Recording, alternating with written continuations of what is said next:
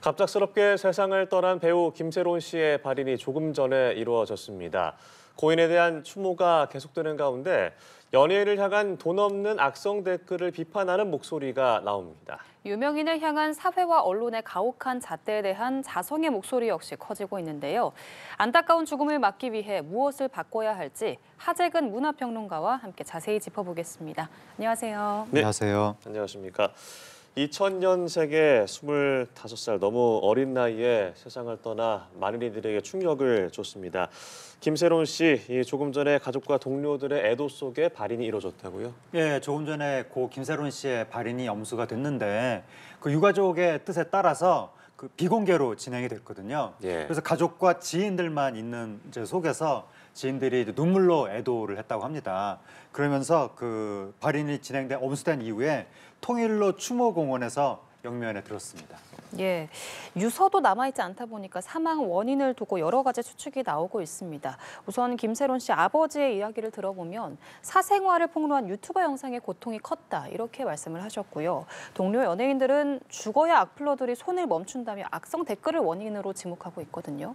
예, 그렇습니다. 그 말씀하신 대로 아버지가 고 김세론 씨가 생전에 어느 유튜버의 사생활 폭로 때문에 괴로워했다. 그렇게 이야기를 전했다고 지금 보도되고 있고, 그다음에 그 지인들에 따르면 김세론 씨가 계속되는 비난에 고통받았다라고 이제 이야기를 했다고 하는데, 그 비난이라는 것은 결국 집요한 언론의 보도와 악플들이라고 지금 보입니다. 그리고 또 동료 연예인들도 워낙에 평소에 악플의 피해를 많이 받았기 때문에 김세론 씨가 이제 동병상련으로 악플 때문에 참 고통을 받았을 것이다라고 이야기를 하고 있고, 그다음에 또 김세론 씨가 생활고에 시달렸다고 하거든요. 네. 빚을 갚아야 됐었는데 빚을 갚기 위해서는 돈을 벌어야 되잖아요.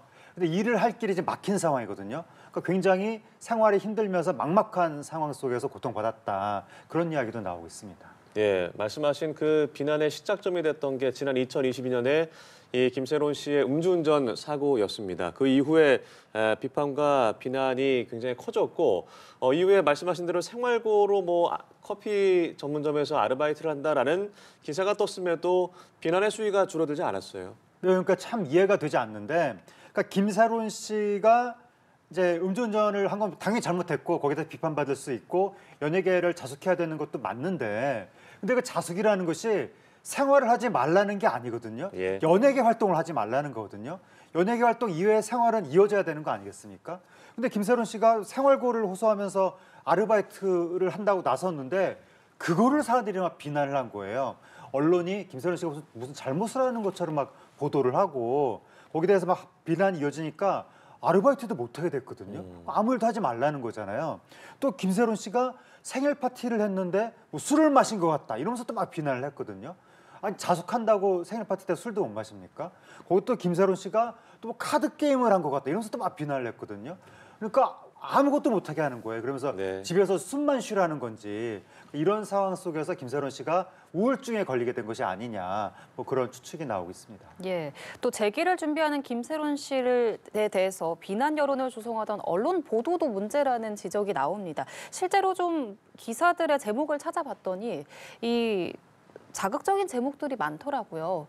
고인은 이런 것들을 또 접하고 더 고통이 컸을 거라는 생각이 들어요. 예, 이제 기사 제목들을 보니까 그 제목에서 뭔가 감정이 느껴지는, 굉장히 조롱하고 비난하는 것 같은, 그러니까 객관적인 제목이 아니라 진짜 악플 같은 느낌, 이게 기사 제목이란 말인가라는 느낌이 들 정도로, 그래서 이게 악플의 피해가 너무 심각하기 때문에 지금 포털에 연예 기사, 상당히 많은 연예 기사의 댓글창이 닫혀 있는 상태거든요. 물론 일부 열려 있는 댓글창도 있지만, 그런데 이게 그렇게 댓글창이 많이 닫혀 있다 하더라도 언론사들이 제목을 그렇게 감정을 실어서 막 조롱하고 비난하듯이 기사를 쭉 쓰면 당하는 사람 입장에선 그 기사들 제목만 봐도 마치 악플을 당하는 것 같은 그런 느낌이 들었을 것 같다는 생각이 들고, 그다음에 이제 조금 전에 말씀드렸던 것처럼 상당수 악플창이 닫혀 있다 하더라도 일부 나오는 악플에 대해서 언론사들이 이걸 중계하듯이 보도를 하면 결국 이제 그 연예인은 기사를 보면서 결국 악플을 그대로 다 당하는 것 같은 그런 느낌이 들 테니까, 그리고 또 그 어떠한 연예인이 대중의 비난을 받는다 치면 그 연예인의 그 일거수일투족 하나하나를 다 보도화해서 다 이게 비난을 받게끔 사실상 언론이 유도한 것이 아니냐, 그런 구조 속에서 지금 뭐 김세론 씨나 상당히 많은 연예인들이 고통을 받았고 지금도 아마 받고 있지 않나라는 생각이 듭니다. 네, 뭐 저희도 마찬가지고요. 많은 언론들이 돌아보고 성찰하는 시간이 됐으면 하는 바람이 있습니다. 김세론 씨의 이번 사건을 두고 지난 6년 전 이 설리 씨 같은 나이 25살에 세상을 떠났고 같은 해에 이 구하라 씨도 마찬가지고 또 얼마 전에 세상을 떠난 그 고 이선균 배우도 생각이 나더라고요. 이런 연예인들이 많이 있었잖아요. 네, 많이 있었습니다. 일단 뭐 설리 씨만 하더라도 이번 사건하고 어떻게 보면 구조가 좀 비슷하다고 할 수도 있는데, 그러니까 설리 씨가 물론 이제 큰 잘못을 저지른 건 아니었지만 당시 설리 씨의 모습에 비판받을 지점이 분명히 있긴 있었거든요. 100% 잘한 건 아니었거든요.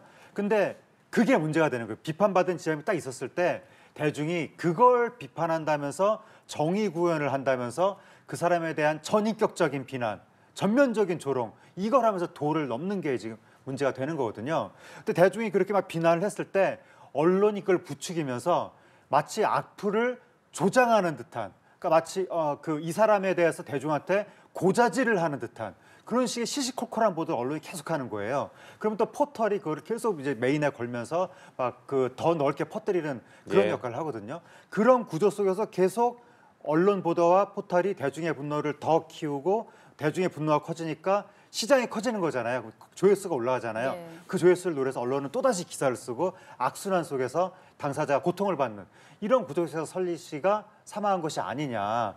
그런데 최근에는 그게 구조가 반복되다가 더 악화된 것이 뭐냐면 일부 유튜버들이 또 거기에 가세해서 유튜버들이 막 사생활에 대해서 검증되지 않은 일방적인 폭로를 막 하는 거예요. 근데 언론사들이 유튜버 폭로를 받아서 또 기사화를 합니다. 네. 이래서 상황이 더 악화됐다. 그래서 대중이 이런 구조 속에서 주기적으로 사람을 바꿔가면서 누군가를 마녀 사냥을 하는 것이 아니냐. 그런데 그 내용이 나중에 잘못된 걸 오해인 걸 밝혀질 때도 있거든요. 그렇게 밝혀지면 아님 말고 뭐 대중이 뭐 사과하는 것도 아니고 아님 말고로 다른 사람이 또 표적이 되고 아니면 또 이렇게 비극적인 사건이 벌어지면 잠깐 자성하는 목소리가 나오긴 하거든요.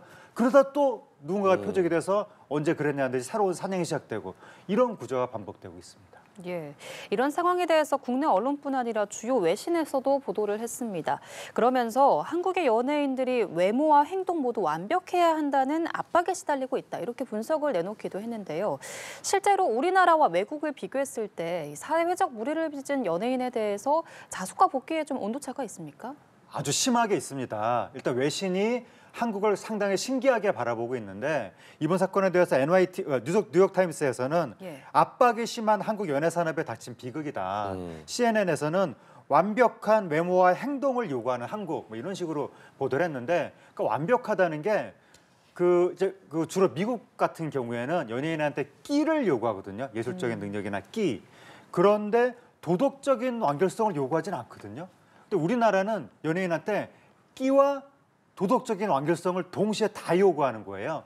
이게 사람이 그 기대에 부응하기가 쉽지가 않은데 그래서 자숙 복귀 이것도 사실 미국 같은 경우에는 사생활 논란 이런 걸로 자숙을 한다는 개념 자체가 거의 없거든요. 그냥 사생활은 사생활이고 그것보다 대중은 작품 활동으로 보통 판단을 하는데 우리나라는 작품 활동도 당연히 엄격하게 판단을 받지만 사생활에 또 문제가 생기면 그것 때문에 또 엄청난 책임을 져야 되는 그렇다 보니까 자숙이라는 개념이 생긴 것이고 자숙하는 과정에서 아까 말씀드렸던 것처럼 뭘 해도 다 비난받는 이런 속에서 연예인이 정서적으로 굉장히 피폐해지는 것이 아니냐 이런 문제가 있는 것 같습니다. 네, 이 사회적 무리를 일으키더라도 진정 반성하고 자숙을 한다면 좀 용서하고 관용을 보이는 자세도 필요할 텐데 그런 것들이 좀 부족한 것 같은데요.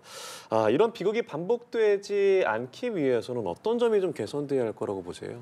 일단 가장 기본적으로 누리꾼들이 너무 과도하게 막 분노하면서 상대방을 사람이 아니라 샌드백처럼 여기는 게 좀 문제거든요. 나와 똑같은 고통을 느낄 수 있는 인간이 아니라 내가 마음껏 공격해도 된다. 그러면서 누가 우리가 좀 너무 심한 거 아니야? 누가 그러면 다른 누리꾼이 딱 그럽니다. 연예인 걱정은 세상에서 제일 쓸데없는 것이다. 이러면서 우리가 마음껏 때려도 된다. 이런 식으로 샌드백 때리듯이 때리는 그 네티즌들의 문화가 있거든요. 그러니까 네티즌들이 인터넷 문화를 뭐 교육부터 다시 하든지 제대로 좀 바로잡을 필요가 있고, 그다음에 언론사의 아까 말씀드린 것처럼 집요하고 무분별한 그 보도 태도, 이런 것도 좀 그런 언론 문화도 바로잡을 필요가 있고, 그다음에 일부 유튜버들의 무책임한 폭로, 심지어 가짜 뉴스를 계속 퍼뜨리기도 예. 하는데, 이거 어떻게 막을 것인가, 어떻게 처벌할 것인가, 이 부분도 좀 고민이 있어야 될 것 같습니다. 예, 이런 일이 벌어질 때마다 악플러의 처벌을 강화해야 한다 이런 목소리도 나왔지만 나아진 게 없습니다. 사실 예. 이전에도 뭐 구하라법, 설립법을 추진을 했지만 결국 국회를 통과하지 못하고 폐기됐거든요. 예. 이번에는 좀 달라질 수 있을까요? 그러니까 이게 우리 국민들과 언론이 얼마나 지속적으로 관심을 갖느냐, 거기에 따라서 달라질 것 같습니다. 만약에 이 관심이 지금 잠깐 끌어올렸다가 금방도 이제 잊혀지게 되면 뭐 국회에서도 이런 노력이 좀 금방 사그라들 수도 있는 것이고, 계속해서 많은 사람들이 관심을 갖게 되면 계속 또 입법 노력이 이루어질 수도 있는 것이겠죠.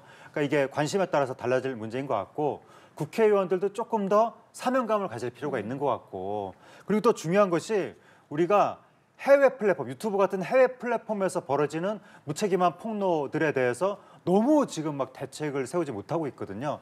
그래서 해외 플랫폼을 어떻게 우리가 규제하고 이렇게 우리나라 시스템하고 똑같이 이렇게 관리를 할 것인가, 이 부분에 대해서 좀 국회의원들이 나서서 고민을 많이, 정부도 나서서 고민을 많이 해야 될 것 같습니다. 네, 정말 달라지기 쉽지는 않겠지만 노력을 통해서 다시는 이런 일이 발생하지 않길 바랍니다. 지금까지 하재근 문화평론가와 함께 짚어봤습니다. 고맙습니다. 맞습니다. 감사합니다.